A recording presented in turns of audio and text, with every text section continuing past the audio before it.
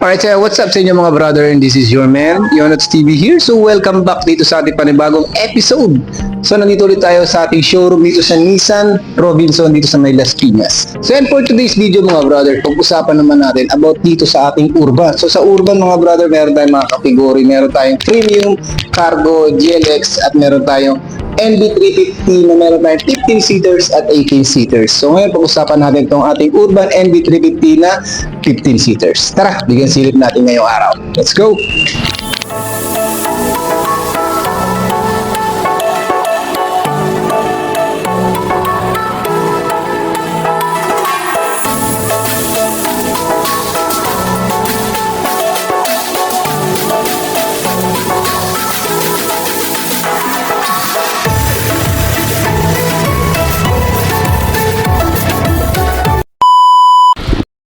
Alright, so ayan guys, no? So ito yung ating Nissan Urban na NV350.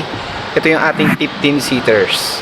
So, pakita ko lang sa inyo mga brothers, yung simula sa front, sa side, sa back, tapos silipin din natin yung loob. Okay, so unahin na natin dito sa front.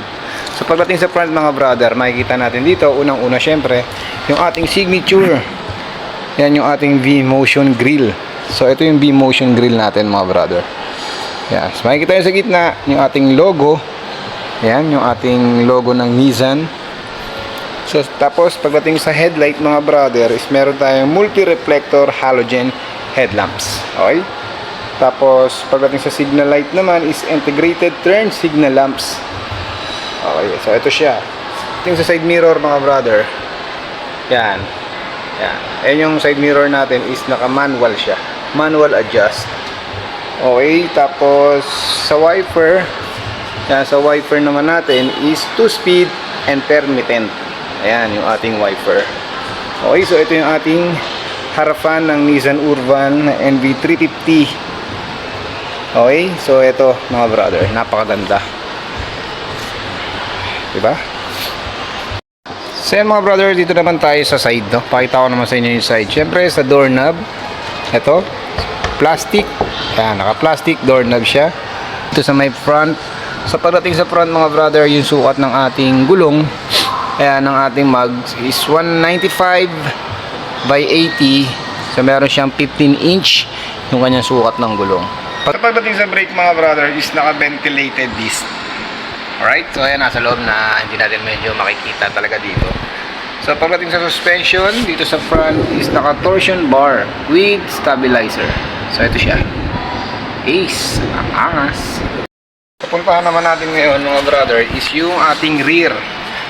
Pagdating naman sa rear, so tires niya is 195 by 80 R15. So may sukat siya na 15-inch yung sa kanyang gulong. So pagdating naman sa front ng gulong niya is naka-Dunlop. Alright, so naka-Dunlop siya. So pagdating sa brake, pagdating sa brake is naka-leading and trailing drums. Pagdating sa suspension, ayan, tingnan natin yung suspension mga brother. So ayan yung suspension niya. Ayan, naka-rigid axle and lip spring.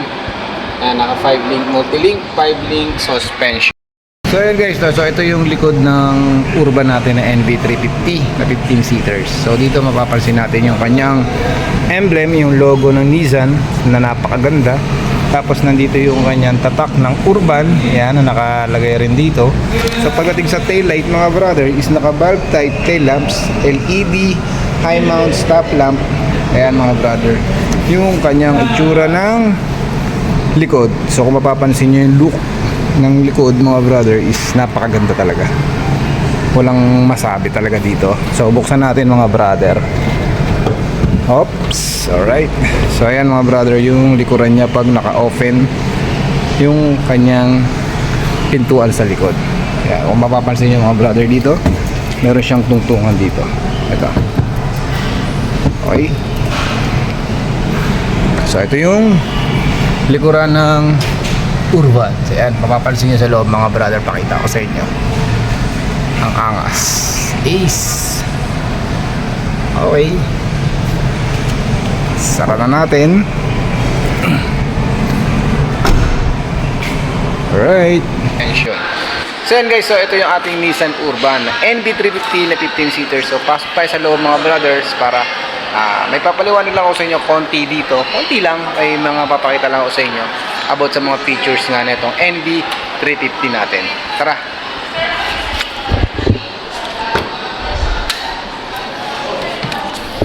Yeah! Alright. Okay. So yan mga brother, no? So nandito nga tayo sa loob ng ating Nissan Urban na NV350. Ayan, magandang morning sa inyo mga brother, no? So nandito nga tayo sa ating, nasa loob tayo ng Urban. So ngayon mga brother, kagandahan dito sa Urban natin mga brother, ano to, good for business. Yan, good for business, saka for family use. Ito ang kagandahan dito mga brothers, meron tayong 15 seaters dito. Okay, so isa pa mga brothers, no, sa Nissan, ang signature talaga ni Nissan is, ayan, yung air conditioning niya. Sobrang lamig talaga, number 1 talaga pagdating sa aircon. Pag sinabing aircon, Nissan talaga number 1 talaga yan. So yan mga brother, pagdating naman sa passenger, dito sa atin, sa inupuan ko, naka high back type siya. Naka-fix midrest siya. Ayan, manual recline function. Ayan, naka-manual recline function tayo. So, dito mo lang siya iano sa ilalim natin. Oh! Alright, so, ayan mga brother, punta naman tayo dito sa may bandang likuran. Papakita ko sa inyo yung mga upuan natin dito sa likuran. Let's go!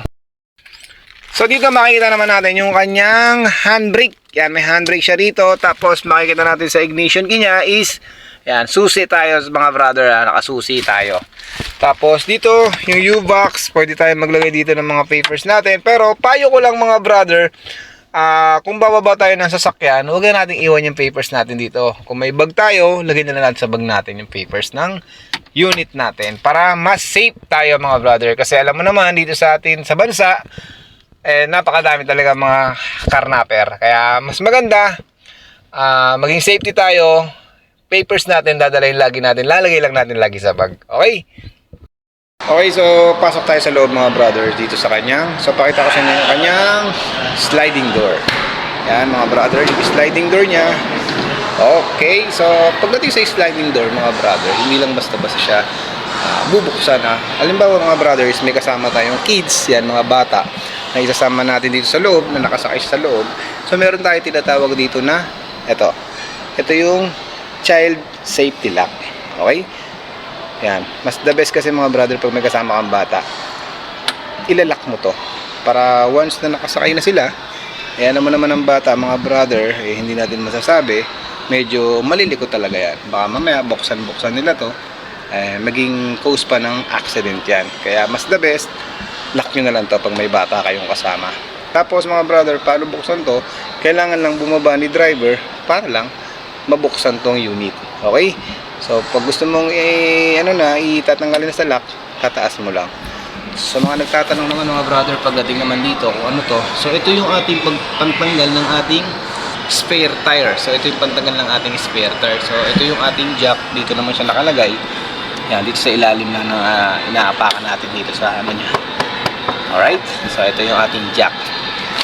Okay, so yan mga brother, no? So ito nga yung ating Nissan Urban. Yan, Nissan Urban NV350 na 15-seater. So, sa unang row is pwede kang umupo rito hanggang 3. Ganon din sa pangalawang row, sa pangatlong row, at dun sa ika-4 na row natin is 3-seaters lahat siya. 3, 6, 9, 12. It equals the 12-seaters. So, sa pagdating naman sa harapan is meron din siya 3-seaters, drivers at 2 passengers natin. So yan mga brother, no? So magkano nga ba ang ating Nissan Urban na 15-seater? So pagdating sa SRP is nagkakahalaga siya ng 1,560,000 pesos. So pagdating naman sa down payment, so promo kami ng 20% na down payment is 138,000 down payment. So pagdating naman sa monthly is nagkakahalaga siya ng 32,000 pesos only. Okay? So ayun nga mga brother, no. So sa mga gusto nga mag-application at gusto maaprubahan at gusto maka-release ng pangarap nilang sasakyan, so pwede kayo mag-application at tumawag sa akin dito sa number ko. Ayan, ready to Viber tayo at ready tayo sa ating WhatsApp. Yan, anytime pwede nyo akong kontakin dito. Pwede nyo akong kontakin umaga, tanghali, hapon, gabi at madaling araw. Pwede nyo akong kontakin dyan. Anytime sasagot ako. Pero pag tulog ako, hindi ako makakasagot. Pero kinabukasan mga brother, mache-check ko naman yan at pwede ko kayo replyan agad. So yun nga mga brother, no, sa mga gusto nga mag-application, lalo na yung mga nasa ibang bansa, yung mga nasa barko, pwede kayong mag-apply sa akin. Basta ang mag-a-apply lang is kung sino yung pinapadalahan nyo dito sa Pilipinas. Okay, so mangyayari natin dyan mga brother is yung tinatawag natin na remittance. Ayan, kung sino pinapadalahan nyo sa Pilipinas, asawa, anak, kapatid, or magulang, pwede yan. Okay, basta message nyo ako, pag-usapan natin yan mga brother. Comment lang kayo dito sa ating comment section para matawagan nyo ako. Pwede ko kayong kontakin, lalo na yung mga nasa ibang bansa. Kung WhatsApp kayo, ready to WhatsApp naman tayo. Yung number natin, ready to WhatsApp yan. Okay, pwede ko kayong tulungan. So, bali, nakapag-release na tayo ng mga nag-message sa YouTube ng 3. So, bali, tatlo silang tatlo yung na-release natin na nanggaling sa ibang bansa. Sila yung mga OFW. Siguro mga brother, hanggang dito na lang, tapusin na natin yung video natin na maiksing paliwanag lang about nga dito sa Nissan Urban NV350 natin. Okay, so napakaganda ng NV350. Pwede tayo dito sa business at syempre pang family use. Kasi pagdating sa aircon, Nissan number 1. Okay, so yun lang mga brother, no. So maraming salamat sa inyo. Syempre, unang-una maraming salamat kay God. Yan, unang-una yan, maraming salamat kasi lagi tayo nakaka-release about dito sa Nissan, nakaka-release tayo dito sa YouTube natin. So, laking pasasalamat ko talaga kay Lord dahil siya talaga yung dahilan kung bakit tayo nakaka-release. At syempre, pangalawa, maraming salamat sa mga boss, sa mga boss ko, kay Boss Elwin, kay Boss Omar, at sa lahat ng boss namin dito sa sa Nissan SBC Team Las Piñas. Yan, shoutout sa lahat ng Team Las Piñas dito sa may Nissan Alabang. Okay? So, yun lang mga brother, no. Hanggang sa muli, kita-kits tayo next vlog at magko-content pa tayo. Hintayin nyo yung ating ibang content dito na napakabababa na ng promo.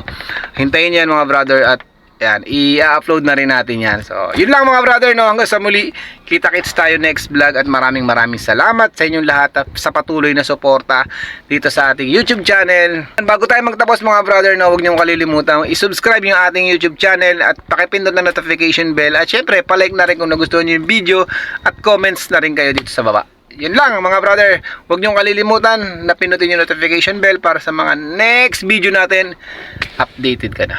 Okay, hanggang sa muli, kita-kits tayo next vlog mga brother. Babush!